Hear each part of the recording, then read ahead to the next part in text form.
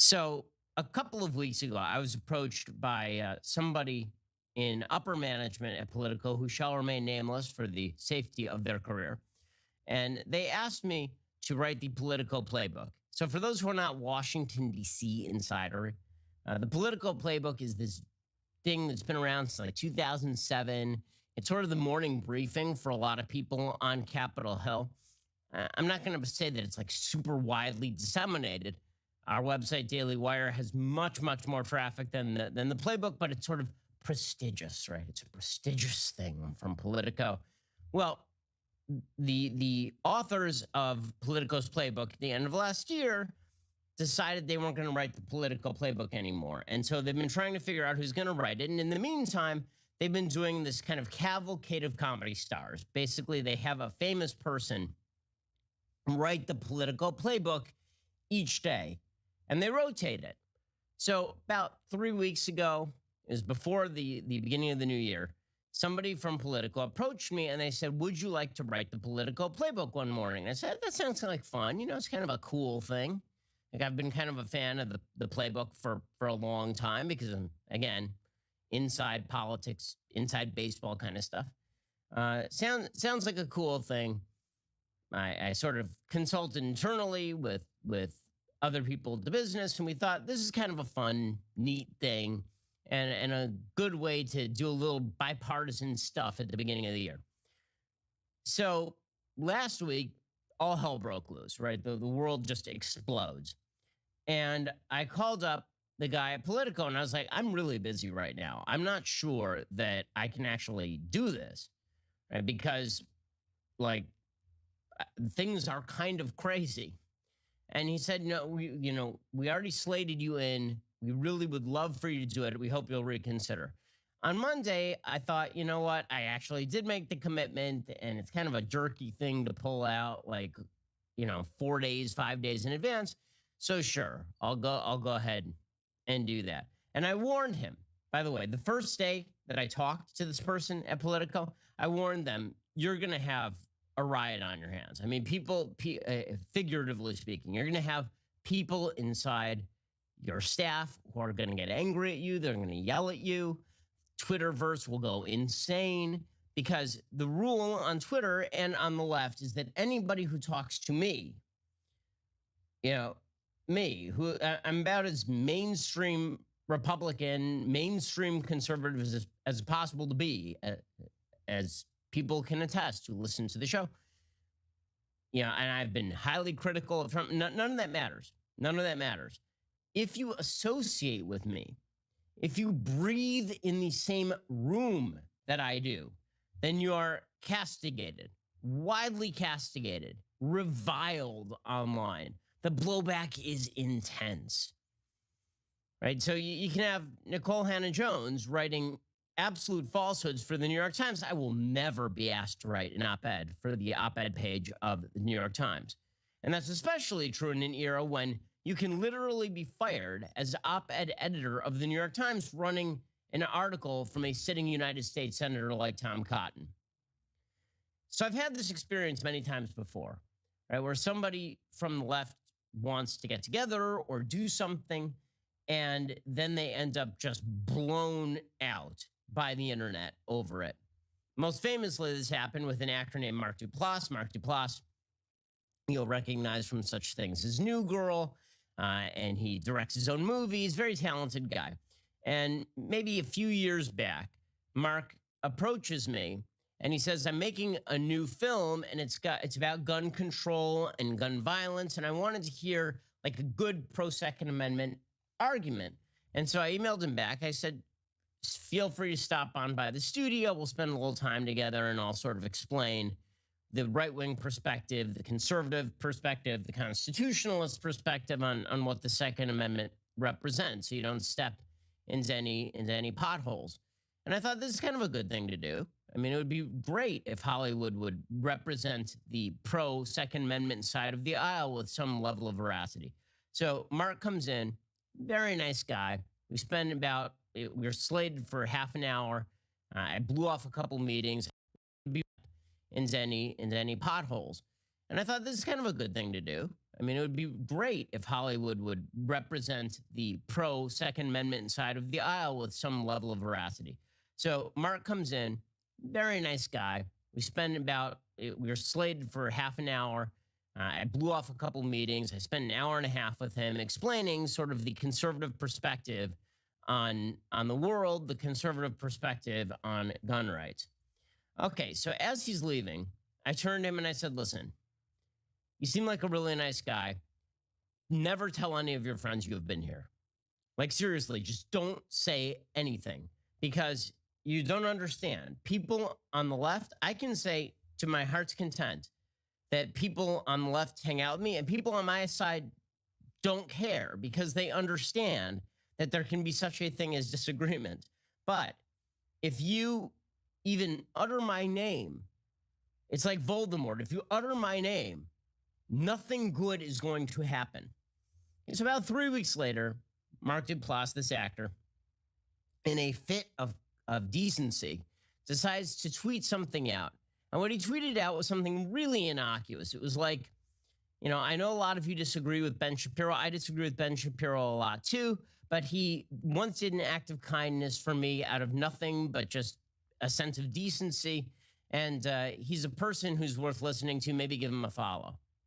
He got hit so hard from the left that not only did he pull down the tweet, he then put up a tweet apologizing for ever having put the tweet up in the first place and now suggesting that I was a xenophobic, racist, sexist bigot. Right? All within like 5 minutes. I mean, it was really, really fast.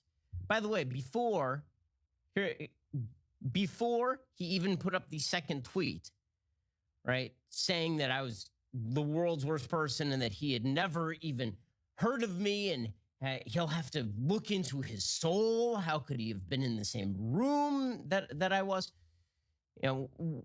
Before he did that, when he even took down the original tweet, I texted him and I said, Mark, I appreciated the original tweet. I get why you took it down. It's totally cool with me. I don't care. Didn't matter. Still, the next moment, up goes the tweet. What a terrible... Okay, so I told the people at Politico, if you publish playbook that I write, the blowback's going to be intense. And the folks at Politico are like, you know what? We can handle it. It'll be okay. I think people will accept it. I think people will get that there's an open debate. I was like, you do not understand your own side, gang. And they were like, no. It'll be fine. Like, okay, fine. All right.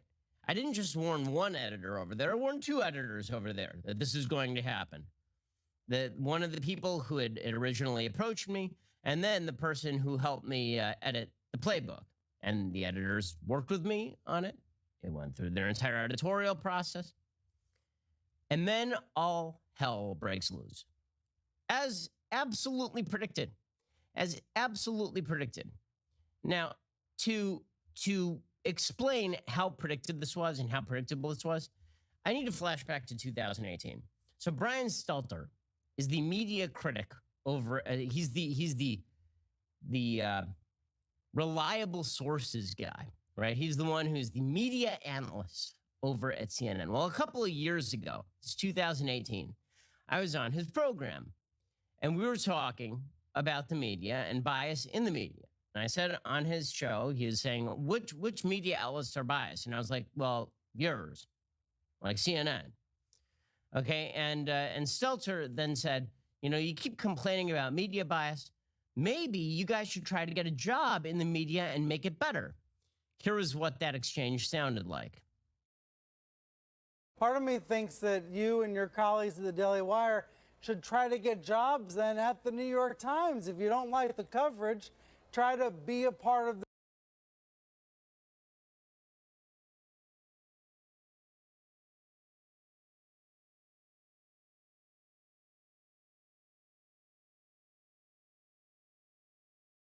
Part of me thinks that you and your colleagues at the Daily Wire should try to get jobs then at the New York Times. If you don't like the coverage, try to be a part of the solution as opposed to complaining about it. I mean, I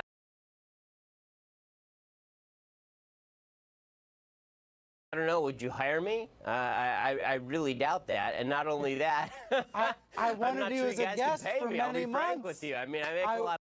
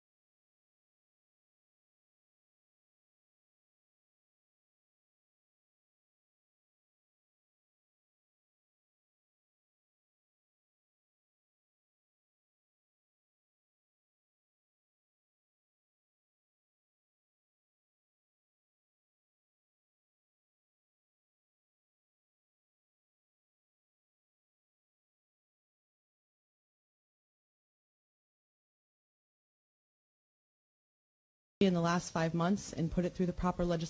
This hearing, whatever this is considered, is in no way an acceptable substitute for a bipartisan committee hearing. There were plenty of opportunities to do this properly in the last 5 months and put it through the proper legislative process, and we should have done it that way.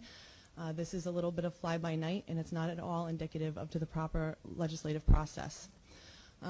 Representative Linehan recently stated in a public hearing that she would not comment on a bill that she hadn't seen the language of.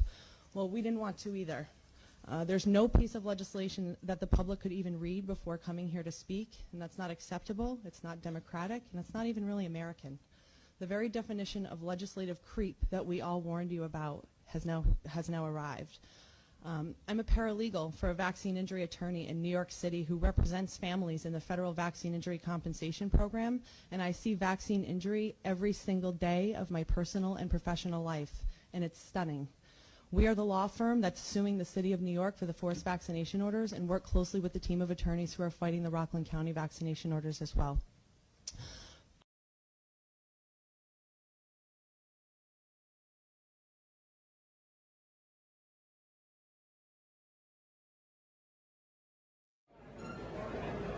All right, who wants some photos?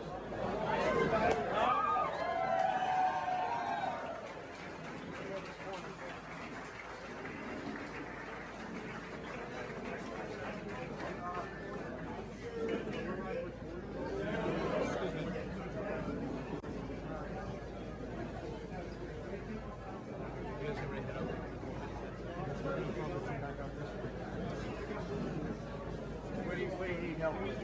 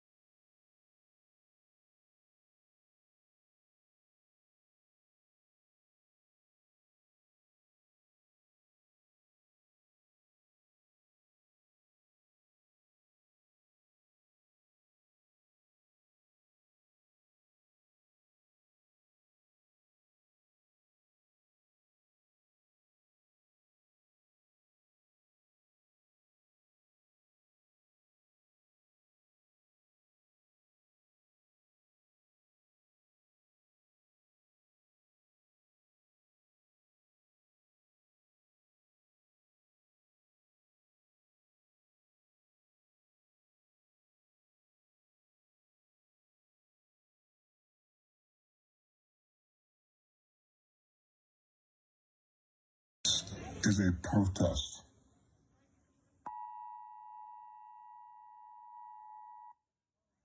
Thinking for yourself endangers the common good. Body contact causes suffering. Facial expression is excessive. Solitary confinement is safe. Minding your health is excessive. Closeness is dangerous. Sterility is essential. Aloneness is the answer. Restrictions are freedom. Restrictions are freedom. Restrictions are freedom. The government is your family. The new normal is here. Pharmaceutical companies love you. Everyone loves the pharmaceutical companies. Vaccination is charity. Vaccinate to express your love. Everyone loves the pharmaceutical companies. Obedience is love. Questioning vaccines is murder. Questioning vaccines is murder. Questioning vaccines is murder. Reporting your friends is duty. Reporting your family is duty. The enemy is next door. You are not essential. Big business is essential. The government is essential. The government is life. The government is your family. Questioning masks is murder. Questioning masks is murder. Questioning masks is murder. Thinking for yourself endangers the common good. Body contact causes suffering. Facial expression is excessive. Solitary confinement is safe. Minding your health is excessive.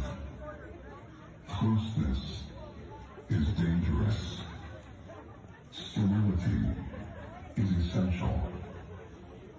Aloneness is the answer. Restriction is freedom. Restriction is freedom. Restriction is freedom.